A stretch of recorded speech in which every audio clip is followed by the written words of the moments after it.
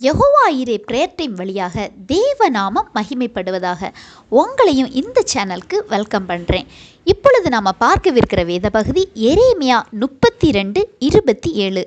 இதோ நான் மாம்சமான யாவருக்கும் தேவனாகிய கர்த்தர், என்னாலே செய்யக்கூடாத அதிசயமான காரியம் ஒன்றுண்டோ? பிரியமானவர்களே, ஆண்டவரால் செய்யக்கூடாத காரியம் ஒன்றும் இல்லை. ஆண்டவர் சொல்கிறார், இதோ நான் மாம்சமான யாவருக்கும் தேவனாகிய கர்த்தர் என்கிறார். பைபிளில் சொல்லப்பட்டுள்ள எல்லாம் உண்மை. எல்லா அதிசயங்களும் அற்புதங்களும் நடந்தவைகளுக்கான அறிவியல் பூர்வமானவைகளையும் அதைவிட மேலானவைகளையும் கண்டுபிடிக்க தொடங்கிட்டாங்க. ஆனால் விசுவாசம் நிறைய பேருக்கு ஏனோ குறைகிறது. அன்று 90 வயது சாராள் என்கிற தாயை கற்பம் தரிக்க வைத்த தேவன், செங்கடலை பிளந்த தேவன், சூரியனை நடுவானில் நிற்கச் செய்த தேவன் இன்று இல்லையா சொல்லுங்க? குருடரையும் முடவரையும் செவிடரையும் சுகமாக்கிய தேவன், மரித்தவரை எழுப்பிய தேவன் இன்றும் ஜீவிக்கிறார். அவர் வல்லமைகளும் அற்புதங்களும் குறைந்து போகல. எனவே இந்த காலத்திலும் அவரால் எல்லாம் செய்யக்கூடும், எதுவும் செய்யக்கூடும். அன்றைக்கு அளவுக்கு ஏன் இப்போ அற்புதங்கள் அப்போ இல்லை? அன்றைக்கும் பாவம் இருந்தது, இன்றைக்கும் பாவம் இருக்குது. ஏன் நம்மால் அற்புதங்களை பெற முடியல? ஏன்னா நாள் போக போக உலகப்படியான ஐஸ்வர்யம் அறிவியல் வளர வளர மக்கள் அவங்க விசுவாசத்தை ஆண்டவர் மீது வைக்கிறத விட வளருகிற அறிவியல் சுகபோகங்களை விரும்புகிறாங்க, நம்புகிறாங்க.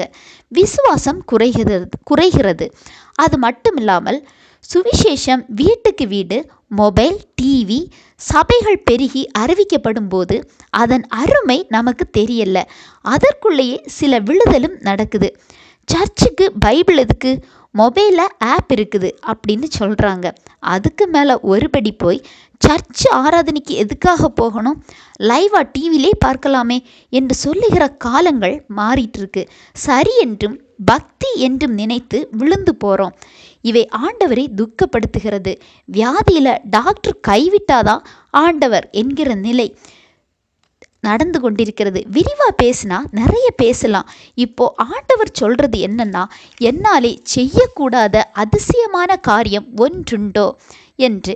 ஆண்டவரால் உங்கள் வாழ்க்கையில் எல்லாம் கூடும், எதுவும் நடக்கும். யோசித்து உங்கள் வழிகளை சீர்படுத்துங்க.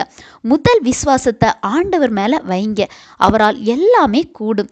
எது எப்படி இருந்தாலும் நாம் சரியான வழியில் நமது ஜெபத்தை, நமது வாழ்வை சீர்படுத்தும் போது உங்கள் வாழ்க்கையிலையும் அற்புதங்களையும் நிறைவாக பெற்றுக்கொள்ள முடியும். ஆண்டவர் தாமே இந்த வசனங்கள் மூலம் உங்களை ஆசீர்வதிப்பாராக.